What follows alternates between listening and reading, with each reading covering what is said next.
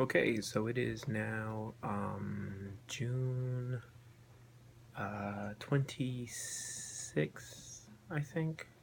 I'm not 100% sure what day it is. June 20,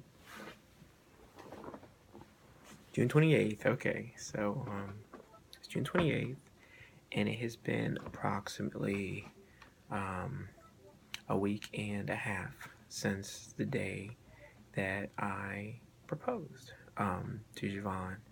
Um, and things went well.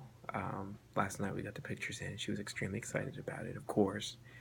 Um, but I figured I would take the opportunity to record this video. And I'm sorry because I keep forgetting to look at the camera instead of looking at my face.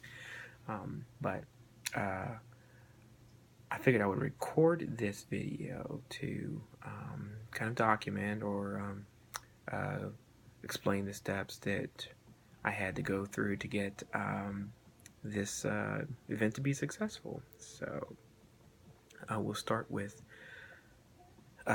November. November was around the time that I made the decision. Uh, it was not a really lot going on or anything. There was no one particular moment. One of the things that I always pride myself on, though, is that I don't I don't play games. I don't, if something's um, working properly, then I'm not going to pretend that, oh, it's not, just so I can keep someone off their toes, or um, not give up a sense of power. I believe in letting people know exactly where you stand with, where they stand with you, because otherwise, how will they know? So in November, I felt that we were at a place that I knew that we could be a great match in life. So I kind of want to back this up just a little bit. Let's see. Maybe I'm making it worse. I don't know. Maybe I should back up a little bit. I don't know. We'll try this. Um, so, uh, she was just really supportive about everything. She was supportive of my business. She, on the side, doing the comic book thing. She supported my health initiatives. She supported my um, time I spent with my boys. Um, and she was logical and level headed. And she brought a strength to my life that I really appreciated, because it's it's great being able to do things on your own, but it's great to have that confirmation from somebody that whose opinion you value, so much. Um, One of the little things that happened was, me not going to therapy. I was going to therapy every other week, and I felt like I needed it um, for a while. But the two kind of, I don't know, it's kind of a chicken and egg situation though too. Did I stop going to therapy because I met her, or did I meet her because I was in therapy and I was already at a point that I kind of had my mental health together? I don't know. Anyway, it was a series of things that made me think that this was a great match, a great fit, um, and that I would be honored if she would, um, make the commitment of spending our lives together.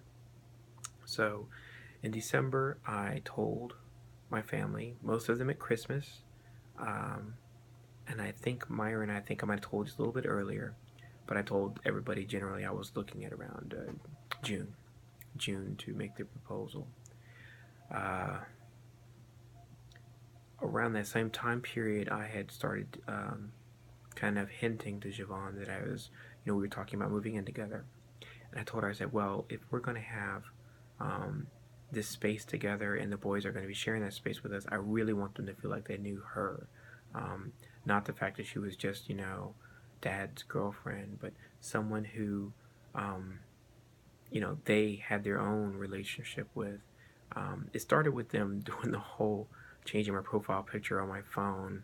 They replaced it with a fat llama while I was doing something with, I guess, helping sell a piece of furniture. So I love that moment. It still sticks out to me a lot because it was the first time that they actively all together got together to do something without my prodding. So um, I told Javon, I said, hey, you have these days off when, these days when I'm with the boys that, you're kind of doing your own thing. I was like, but it'd be great on some of these days, you could come spend some time with us. And I think out of that, we kind of eventually landed on Tuesday, which is what it's now called, which is every Tuesday we get together for dinner together out somewhere. So that forces us to get together, know each other, and spend time away from all the other um, obligations and responsibilities. Uh, Sorry, I'm getting kind of long-winded here, I guess. In March, after we started spending more time together, the boys and I not decided, but had a talk. Now, Javon thought that talk was going to be just about, um, how the boys felt about, us moving in together. But actually, I was going to take that opportunity to tell them the same thing I told my family, which was that my intentions were to propose to Javon. I let them know that we will be going to Tennessee in April for spring break specifically so I could ask her parents for their permission to marry their daughter. I um, got everything together for that. We went. We told Javon we were just going just because it's like, hey, there's great places here for the boys. Ultimately, though, they knew that it was all about a few minutes that I had planned to spend with them individually, both her mom and her dad, to have that talk. Now, the talk with her mom never happened. I never got the opportunity to have that type of discussion, private discussion with her, which was unfortunate. I regret not being able to do that, only because I try to do things in an honorable way. However, things happen. So but I did get the opportunity to meet with her dad. So we went to her dad's house, visited him. When I was there, I tried everything in my power to get us away. So it was, I have like some shoulder pain, and he was supposed to like look into that for me, but we didn't go to a private room or anything. We just kind of stayed there. And I was like, well, that's not far enough away. I had to work on the computer, and I was with his wife, working on her computer, and I was so waiting for a moment that he might come back and just kind of like pop in, and I'd be like, hey, I only have a minute, but just never happened. So um, ultimately, then we went outside. At one point in time, I just kept hoping there was a moment, and it just never quite materialized. So I eventually just said, you know what? When we get ready to get in the car, I'm just gonna put them on the car, and I'll be like, oh, you know what? I've got to just go talk to him real quick about something. So, and that's exactly what I did. He has a steep driveway. He always tries to help people back out of his driveway onto the street.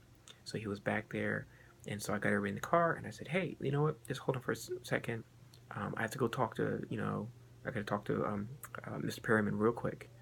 So I did. I went outside and I said, hey, I was like, while I got you just for a minute, I was like, I had to talk to you about something. I was like, this whole purpose of this trip really wasn't about Javon coming back and visiting everybody. I was like, it was all about me wanting to come and ask you um, if you would allow me, sir, to to marry your daughter. I was like, I would really like your blessing to ask her for her hand in marriage.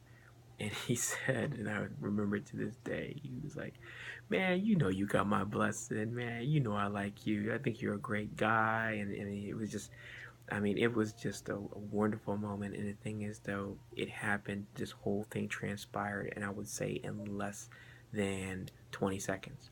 It was that quick. So for something that meant so much to me, those 20 seconds were like the ridiculous. I wasn't even nervous because at that point in time, I felt like he was going to be okay with it. He met my sons. He's met me twice. We've always gotten along. We always talk. We always joke. We always laugh. So I felt, I knew it was going to be successful. Then it was a matter of coming back and starting the hard work. So the hard work was execution, how to get this thing to happen. So for the longest time, I was trying to find a ring, and I didn't know much about a ring other than the one she had, and I didn't want to get her the same ring as that.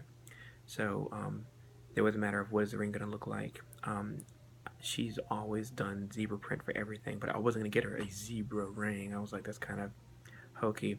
However, I do like the fact that she's into black and white. It's not about just zebra print. It's black and white in general. She has phone cases that are black and white. She has clutches that are black and white, not necessarily with zebra on it. I think I might be mistaken on that one. So, um, what I ended up figuring out though is that if you get a ring on the side, a banded ring, what it is it has diamonds, um, it, basically diamonds ribbed into the ring, and then the raw uh, gold in between. And because whatever is reflecting off of it, chances are is darker, it gives the appearance of a darker color, like a black, while the diamonds in between sparkle. So it looks like black and white. So I found a jeweler up in New York and got that piece. But of course, that um, did not include the gem itself. Now, anybody who knows me knows that I don't believe in the new diamond trade and blood diamonds and all of that. I can't buy into that. Number one. Number two, the whole idea of huge engagement, wedding rings, 3 months salary, all that kind of stuff that's all propaganda. Um, Started in the 1900s because they had an abundance of diamonds and they just felt like they were pretty and they're like, hey, how can we make these things more valuable? And number three, um, carbon, which is what diamonds are made of, is the most prevalent element on the face of the earth, essentially. So, and we are carbon-based life forms. So, uh, getting way far off track there.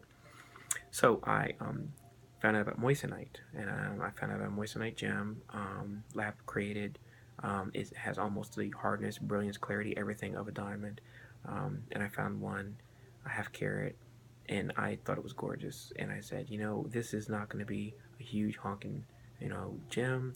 It's not going to be, oh, look at me, look what I can spend. It's about, this is my token to you of my love and passion for you. And like everything else in our relationship, it's elegant, refined, and special to just us. So I didn't go buy something off the rack. I had something made, and I'm very, very proud of it. So then the next thing was the actual proposal itself.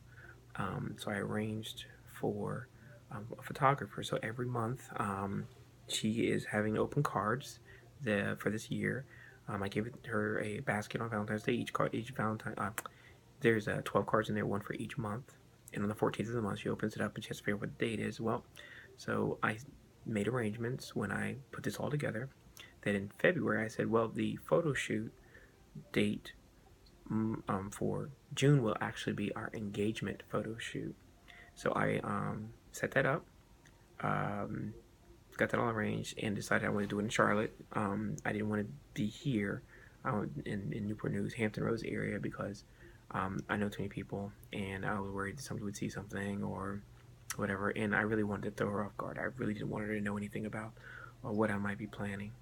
So we go down, we do the Comic Con, and before we're getting ready to go, she has a lot of work that she has to do. So she's already in a mood because she's feeling behind on work, she's feeling stressed, and I get it, I understand it, but I need this thing to go off without a hitch. So I tell her, I'm like, look, work whatever you have to do. I was like, just be done before we go down to Comic Con. We go down. She meets up with her friend, her roommate from college. And her roommate's like, hey, we need to go out this evening, so on and so forth. And I'm like, wow, well, we're going to meet up with two of my closest friends, Sean and Melissa, on Saturday night. So I was like, if you're going to hang out with your friend, it has to happen Friday. So when she offers for her and her friend to get together Friday, I was like, well, I didn't want there to be a possibility of her skip out on Friday, then try to do it on Saturday, and then, make it seem like, oh, it's no big deal. Because I was trying to be as secretive and surprising about this as possible. So I tell her to basically like buck it up. You know, you just gotta try and let's muster some energy. Friday night, let's go out with your friends. We do that. We have a great time.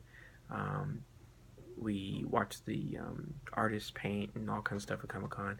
It was good times. And then I tell her the next morning, I'm like, you can sleep in as long as you want. I'm gonna go to Comic-Con by myself. I'm gonna come back and get you, and we will, enjoy the rest of the day. And that was all because I needed her rested up, because I knew that evening we were gonna meet up with Sean and Melissa, and I wanted us to be able to hang out and just enjoy and celebrate together. So we did get together, go back to Comic-Con, came back, changed clothes, and I was like, it's date time. And I tell her that, it's time for our June date.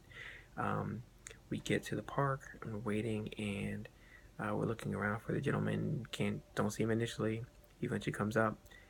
He's like, hey, this is me. And I was like, okay, great. So we start walking around a little bit, taking pictures, and then we